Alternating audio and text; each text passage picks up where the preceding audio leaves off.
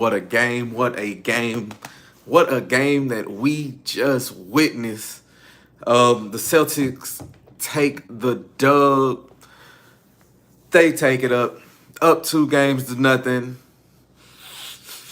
Does it smell like a sweep to you?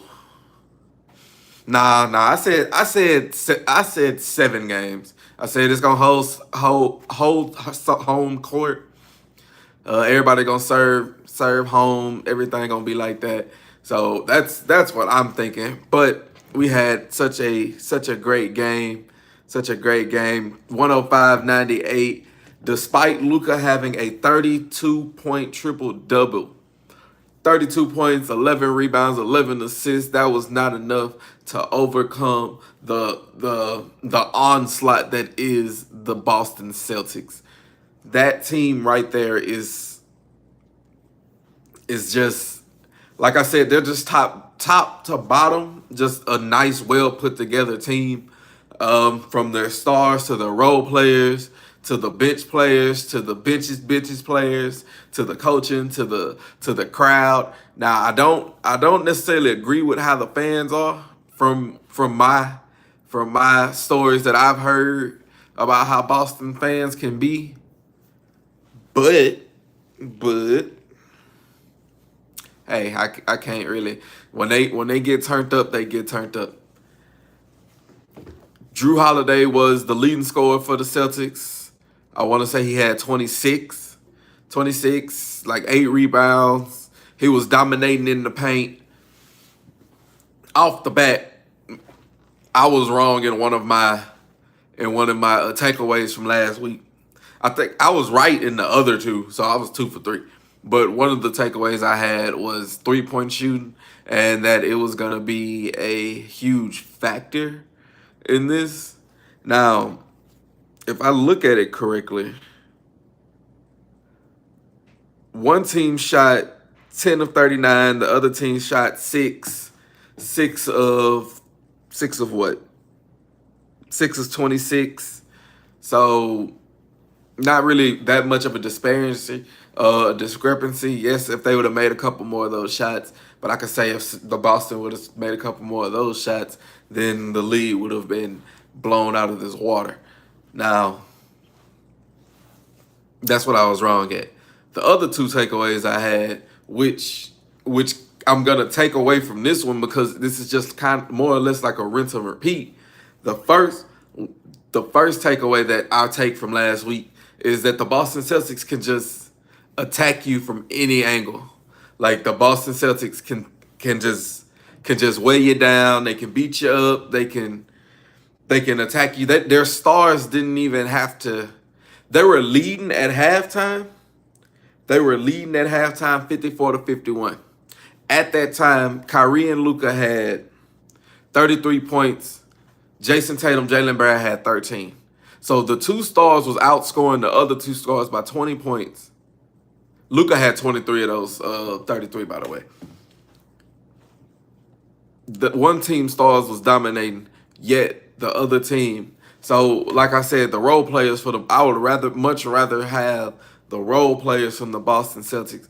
Now, it could just be because they're at home that the Mavericks are not performing well because they're away. They're in they're in Boston.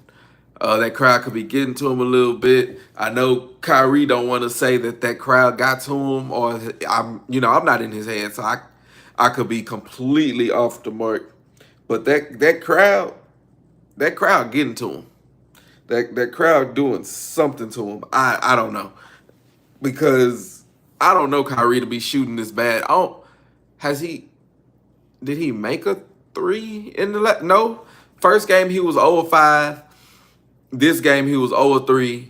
He continues his loss against Boston Celtics. What? Ever since he stepped on that logo.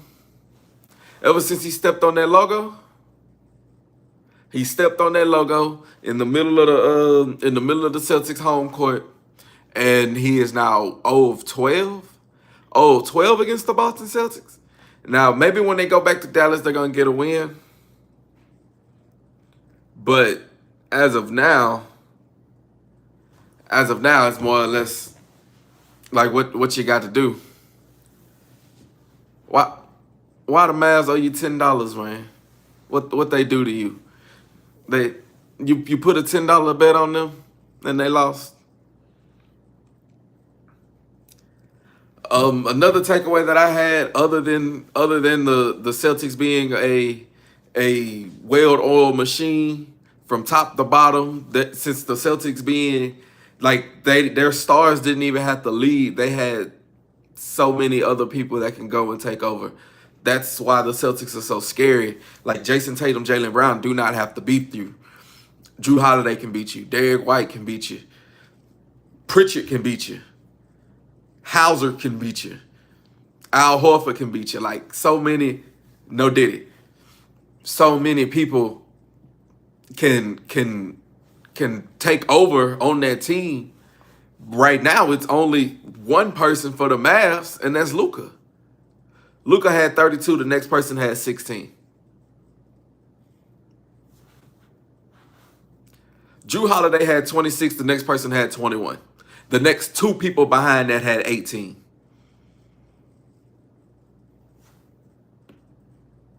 Like, I don't know what to tell you. I don't know what to I know what to tell you. Like the Celtics are just, but like I said, maybe because they're holding serve at home. Like last video, it's gonna go 7 games to me. I don't want to say a sweep because the Mavs have worked so hard to get to this point. I think they have pride as men to not get swept. And role players typically perform better at home anyway. So when you get home, the crowd on your side, you don't got to hear somebody booing at you while you're shooting your shot in the corner. You can just relax. You can just boom, woosah. But I also believe that the Celtics role players aren't going to be necessarily fazed by that. Like how Mavericks role players was fazed in Boston. I believe that the Celtics role player can go to Dallas and perform under the most scrutinized of conditions. But I also believe that Kyrie is going to perform better in games 3 and 4 because he don't have hundreds, hundreds of thousands people saying that you suck every time that you touch the ball. You're very big in the energy, like that energy off. You're not gonna have your front sway. You ain't gonna have your good mojo if everybody booing you. You saged it up, and now the sage getting back at you. But I do believe that you're gonna be able to bounce back and have a game in Dallas with them taking care of you. Crowd not booing you. But what more can Luka do right now? Like I said, he had 32. Next person had 16. He is on a bum knee, a bum ankle. I ain't a Luka stan, but he out there trying. He gotta.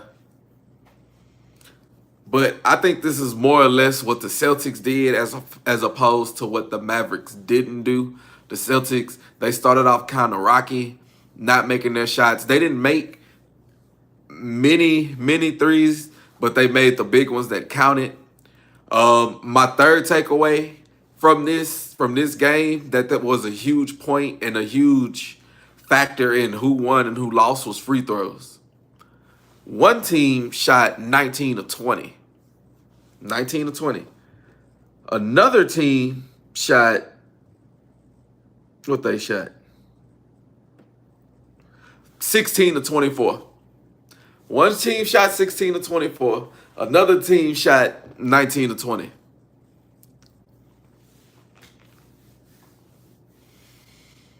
The team that won shot 19 to 20. So let's just say, for the sake of the argument, the Mavs make 23 or 24. That's 7 more. They lost by 7. Overtime. Like, big. So those are my 3 big takeaways from the game. The Celtics are top to bottom, well-oiled machine. They can cut you many different ways, or they can cut you one huge slash, many paper cuts, death by many cuts. They can do that to you, or they can cut you off at the neck. That's one way they can get you. Second takeaway is Kyrie needs to perform. The Mavs are more top heavy than role player heavy. So their two stars are going to have to perform in order for them to win. Again, let's just say Kyrie 2 of 3 from 3 as opposed to 0 and 3. Like, that's one more point. A lot of things could have went different. Ball could have rolled a different way. This, that, and the third. Kyrie performed better. If Luka has 32, Kyrie has 25, that's 9 more points, they win. Like, what Kyrie is used to doing, if he would be doing it, the games would be a whole lot different. But we could also say if the Celtics was making the threes and stuff and the open shots that they normally make, that it could be a whole different ball game. So, those are my 3 takeaways from the game. Right now, if I was to say a most valuable player, it'd be Jaylen Brown. Like, no. I mean, like, if they were to give the award, like if the finals were to end right now, they would give it to Jaylen Brown. But for me, in the 2 games that I've watched, I really appreciate what Jason Tatum has been doing on and off the ball, what he's been doing on defense, just being that 6'8" presence that he is. He rebounds the ball, he gets assists, he drives it, he can shoot. He has been in a shooting slump these last couple of games, but that's not gonna be every game. I believe he's slated for one big game, as far as like scoring wise, to where he drops like 30, 9 and 9, dominate you, something along those lines. He has been very, very well rounded. He's been a facilitator, assist. This game, he was leaning more towards his assists. He was 1 rebound away from having a triple double with 18 points, 11 assists, 12 assists, and he had 9 rebounds. So he was really doing such a great job holding serve and making sure that everything was in place and everything was taken care of for the Celtics, putting people in the right position. Now, it wasn't just him, but I would say that the most valuable person, he probably won't win Finals MVP, but I would say Jason Tatum is the most valuable person for the Celtics at the moment. I know it was a lot of controversy saying that Jason Kidd was trying to put a wedge between Jason Tatum and Jaylen Brown by saying that Jaylen Brown was the best player on the team. Well, what's up? And I don't know. I don't want to say they take. I want to say I said the Celtics in 7 because every team is going to win at home. Celtics at 7, and the Celtics just have the better team. I also stated that I would take the 2 from the Mavs, Luka and Kyrie, over Brown and Tatum. But again, the Celtics have the better team as a whole. Not just 2 players. It's a team game. They have the better supporting cast. That's just what it is. Now, I would predict right now that they would be taking the chip. They're up 2-0. Nothing that the Mavs have kind of shown me has given me that they can take the game from them, other than them being at home. But I haven't seen that to say that. So based off of what I've seen, yes, the Celtics are taking the chip. I still believe it's going 7. I don't think that the pride of the Mavs are going to let them get swept, but maybe the Celtics are just that overwhelming as a team, and they're going to get that 18th banner. But I just hope that these games just be competitive, be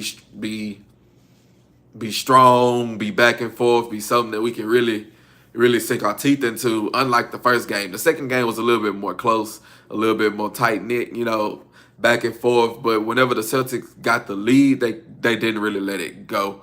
They got their neck, they stepped on it, and they kept putting pressure, kept applying pressure on it. I can't be mad at it. I can just admire it for what it is.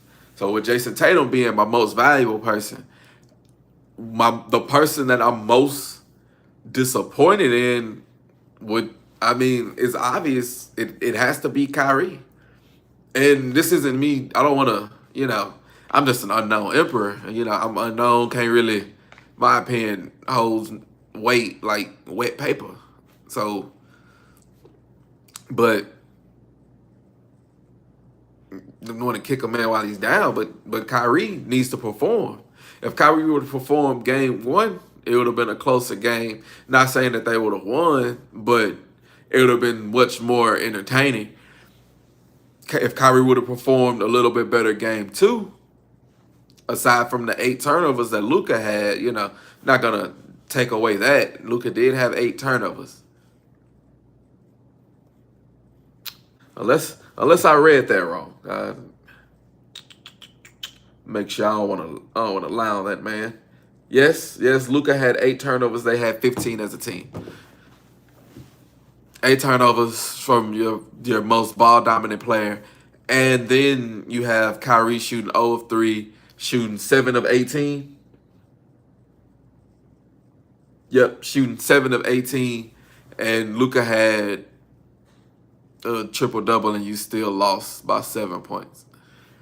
So I would have to say that Kyrie would have to be my most disappointing player right now in the series. Now, I do still predict, as I've stated, I do still have my prediction being that the Celtics will win in 7 games.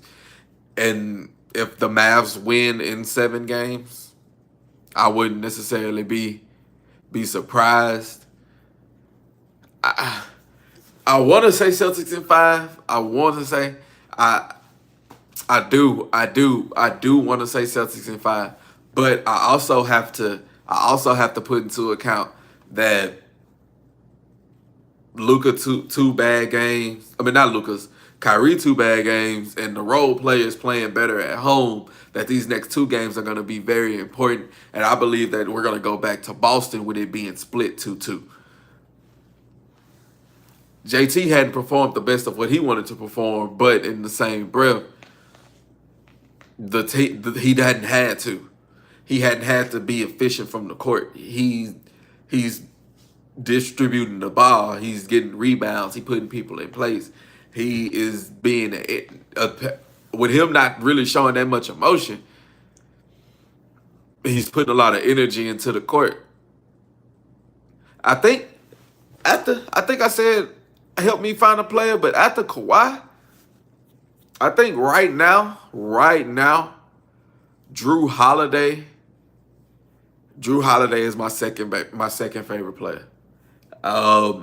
It's just something about people that play defense, that strap in, that can put the ball on the floor, that can shoot, that can, he's a great leader. He did it. He's consistent with how he plays. He has been consistent throughout his career, and he really took the game over today. I think after Kawhi right now, Drew Holiday might be my second favorite player. But it's gonna be nice to see how this finals kind of continue to play out. Luka not gonna have a bad game. I don't think so. I don't think he gonna have a bad game. I think he might score 40. That's gonna be one of these home games. Luka go 40, 10, 10 and 8. Kyrie scored 27, 30. And it's just one of those games. But anything to stop from getting swept. They can't get swept. I mean, they could. That show more towards Boston than it would Dallas. They wouldn't be any more discredited for getting swept than not getting swept. Because if you lose, you lose. But I don't want them to get swept. I kind of want this game to keep going. Not just from my prediction standpoint, because there's a lot of good basketball going on. It's a lot of nice back and forth. It's a lot of nice talking and not talking. It's a lot of subliminals going on. People getting hyped.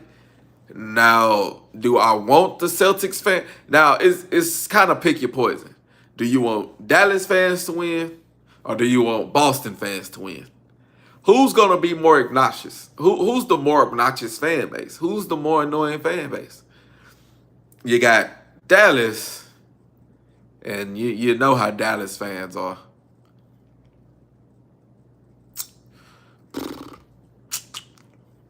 And then you got Boston, who's going for banner 18, and they're coming off of the Tom Brady era.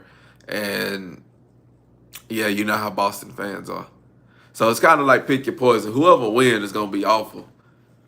But when it comes to the players, you just kind of want to see good playing. You want to see, on the Celtics side, you want to see JT get a ring. You want to see JB get a ring. Drew Holiday get another one. Al Horford get his first one. He been in the league. I'm sure if he get that, he going to retire. I'm about 99.99% sure that if that man get a ring, he gonna retire. Maybe if he don't get a ring, he still might get retired. He might still retire. He might be tired of this. He might be tired of doing all this hullabaloo of basketball, of getting up, practicing, running against them young boys, banging bodies. I don't know this, but I see it.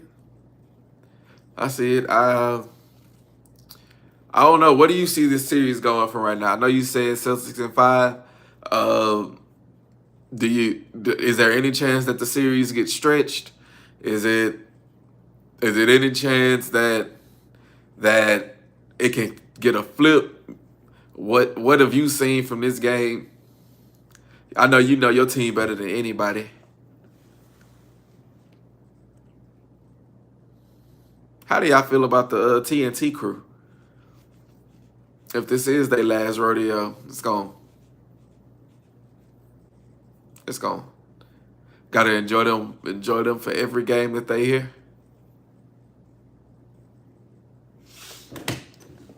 But like I said, I wasn't really gonna take up too much. Them was my takeaways from the game. Kinda. I mean, and then Chris Stapps was a little gimpy. Chris Stapps was a little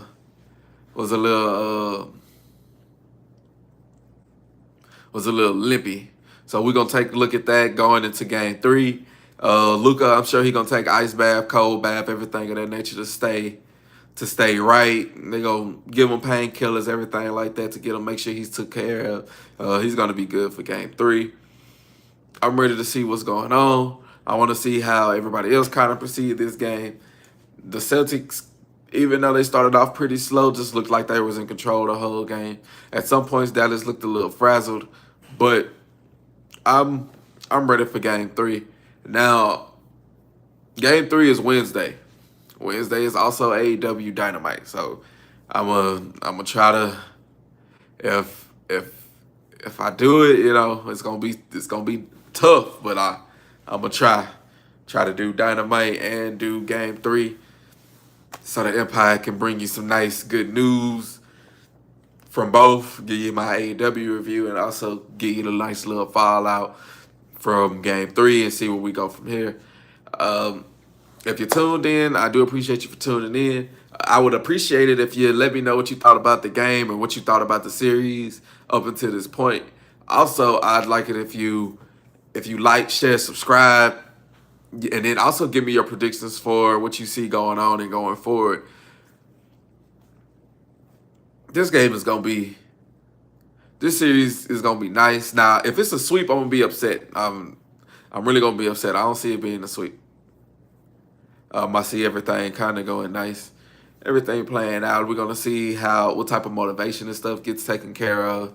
I'm gonna leave everything down below because you can reach out to me in all different platforms. We do Twitch, we do live stream. I appreciate you, for tuning in just to watch this.